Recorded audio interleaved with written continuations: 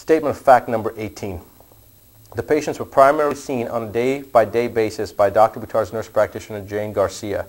Ms. Garcia, for instance, was the provider who saw patient A on her initial visit, and it was Ms. Garcia who wrote the note in patient's A chart to start patient A on the cancer plan.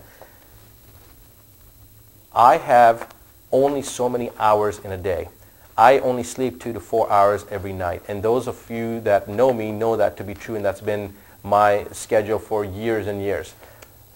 At a certain point in our practice, we had a 2-year waiting period, a 23-month-long waiting period. And it was absolutely appalling that people had to wait that long to see us for treatment.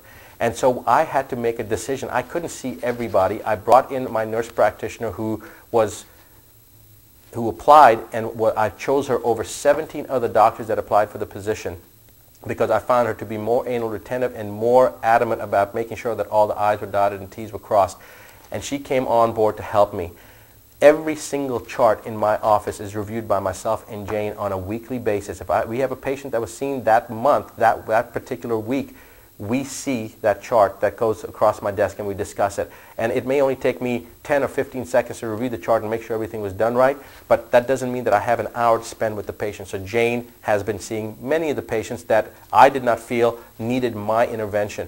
My intervention is always there for every patient, especially the more critical patients, but we had to reduce our time to see patients, because it's not fair for patients to have to wait 1.5 years, 2 years to come see us. That was the reason that would happen. And many doctors have physician extenders. They have PAs and nurse practitioners. The only difference in my clinic is that every chart goes across my desk. Every chart has to be reviewed, and every chart we have a notation system to ensure that I concur with the plan that Jane has. Jane's experience with me now over 5 years. She knows what I think. She knows how I think. She knows why I think what I do. She understands all that, and she has put aside her own ego, and she has looked at everything the way I would look at it. That's one reason I trust her, because she will ask me 9 out of the 10 questions she asks me, she already knows the answer to. And I have told her, Jane, you already know this. Why do you ask me? And her answer is always the same. I just want to make sure. But she is impeccable, and she follows my protocols better sometimes than I do.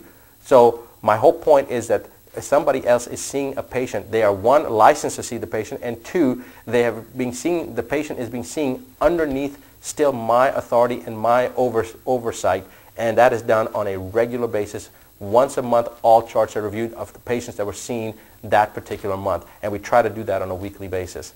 Regardless, I don't have to justify that, because I have a nurse practitioner who is licensed to see patients. No other doctor tries to justify why their nurse practitioner or their PA sees a patient rather than them. So I'm not sure why the medical board has an issue with my nurse practitioner having seen a patient. Every one of these patients has been documented, how many times I saw the patients, and it's all in the chart, so you can see how many times my signature's there, how many times I saw the patient, how many times I did procedures on the patient, how many times I consulted with the patient, and how many times I consulted with the patient's families.